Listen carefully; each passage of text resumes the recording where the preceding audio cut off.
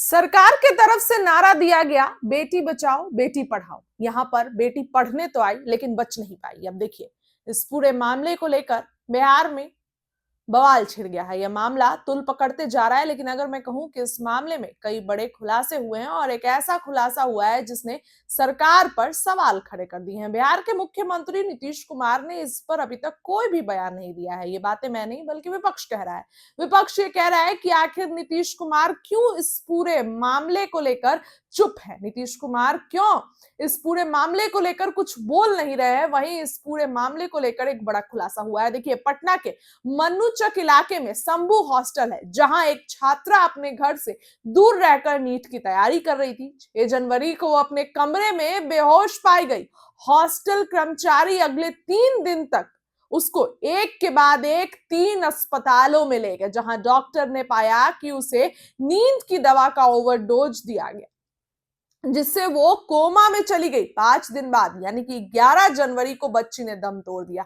ये सारी बातें हैं जो शुरुआती जांच के बाद डॉक्टर ने रिपोर्ट में लिखी, लेकिन मामला इतना सीधा नहीं है जितना इसको दिखाया गया है।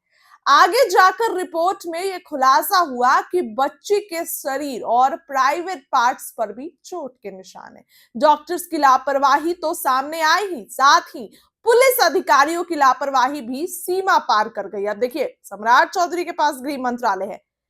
6 से लेकर 9 तारीख तक पुलिस मौके पर नहीं दिखी। बताया गया कि रिपोर्ट ही 9 तारीख को दर्ज कराई गई। हालांकि उसके बाद भी पुलिस ने मामले को गंभीरता से नहीं लिया। बताया जा रहा है कि 9 जनवरी को पटना के चित्रगुप्त नगर में शिकायत दर्ज कराई गई, लेकिन ना तो अस्पताल और ना ही पुलिस ने मामला को गंभीरता से लिया। 3 दिन तक छात्रा अस्पताल में रही। इस दौरान न हॉस्टल सील किया गया और ना वह कमरा जहां बच्ची बेहोश पाई गई। इन जगहों से पुलिस को अहम सबूत मिल सकते थे, लेकिन ऐसा नहीं हुआ। साक्ष्य के साथ छेड़छाड़ करने की कोशिश की गई। कुछ बातें जो सामने आई है वह यह है कि छात्र की मौत के गुनाहगार 1 नहीं, 2 नहीं बल्कि 5 हैं। इस लिस्ट में डॉक्टर से लेकर पुलिस अधिकारी तक शामिल है। इन लोगों ने बेटी को मारा नहीं, लेकिन उस केस का ही कत्ल करने की पूरी कोशिश की। सबसे पहला नाम डॉक्टर सतीश कुमार। प्रभात मेमोरियल की महिला डॉक्टर ने जांच में कहा था कि नींद की दवा का डोज ज्यादा देने की वजह से लड़की कोमा में चली गई। लेडी डॉक्टर ने रेप की घटना से इनकार किया था, लेकिन शरीर पर चोट के निशान बताए थे। लेडी डॉक्टर का हवाला देते हुए अस्पताल के हेडक्वार्टर सतीश कुमार ने भी रेप की आशंका से इनकार किया था। अब सवाल यह है कि अगर डॉक्टर सतीश को लग रहा था कि शुरुआती जांच क्लियर नहीं है, तो रिपोर्ट रिजर्व क्यों नहीं रखी गई?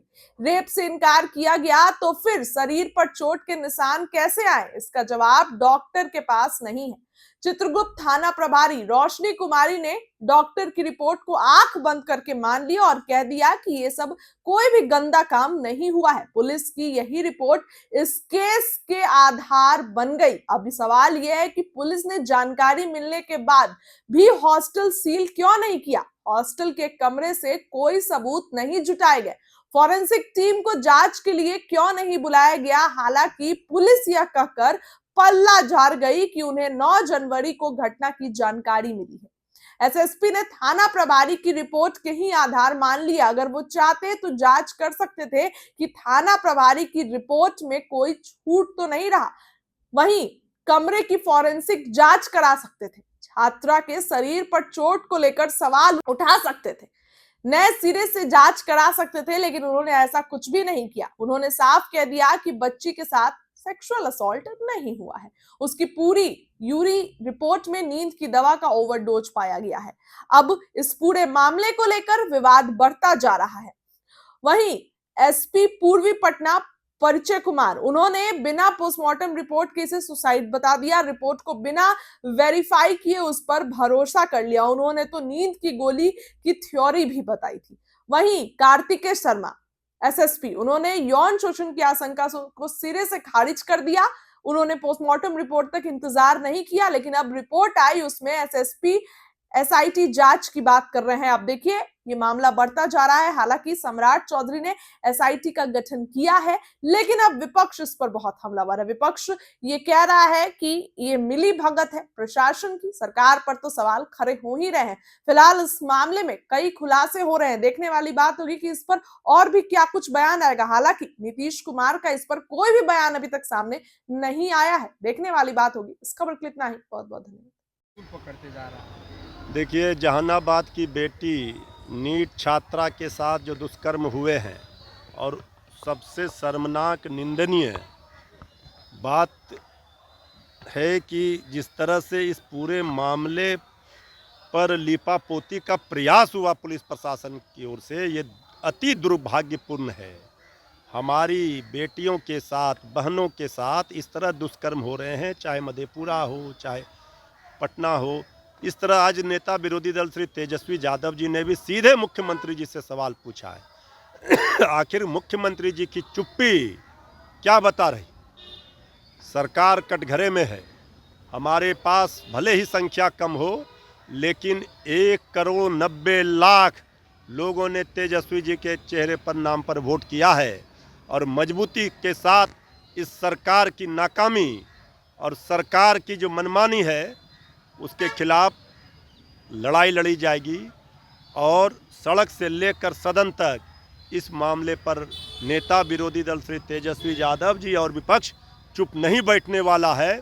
सरकार को कान खोलकर सुन लेना चाहिए कि हम अगर बिहार में आपने भले ही मशीनरी तंत्र से सरकार बना लिया हो, लेकिन हमारी बहन बेटियों की इज्जत और आबरू इसी तरह लूटी जाएगी और सरकार के पुलिस प्रशासन इस तरह से लिपापोती मामले में करेंगे, साक्ष्य मिटाने का प्रयास करेंगे, तो सरकार की भी खैर नहीं। सत्ता पक्ष ने कहा है कि ये विपक्ष की साजिश है। देखिए, सत्ता पक्ष को जो है हर मामले में अपनी नाकामी पर वो विपक्ष के ऊपर दोष देते हैं।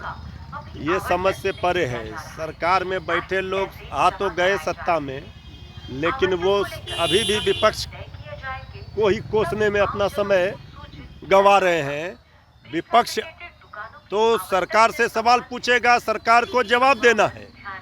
तो जो गंभीर सवाल है, आज पूरा बिहार नहीं पूरा देश जानना चाह रहा है हमारे नीट छात्रा के साथ क्या हुआ है और क्यों उस पर लिपापोती का प्रयास हुआ। इसका जवाब कौन देगा? ये सरकार में बैठे लोगों को देना है। विभाग के पदभार संभालने के बाद सम्राट चौधरी बयान दिए थे कि अब बिहार में बेटियां सुरक्षित रहेगी, कोई छेड़ेगा तो छोड़ेंगे नहीं। वो उनका बयान और ये पूरा मामला अपने आप में विरोधाभास है। ये क्या हो रहा है बिहार में, उनको बताना चाहिए।